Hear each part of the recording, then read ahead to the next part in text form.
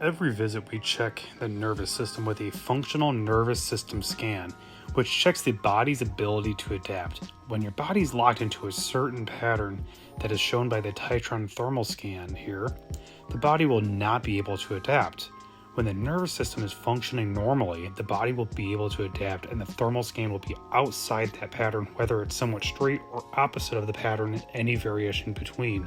This is the most objective test in chiropractic to determine when you need to be adjusted. So follow us for more content or comment below to find an upper cervical doctor near you.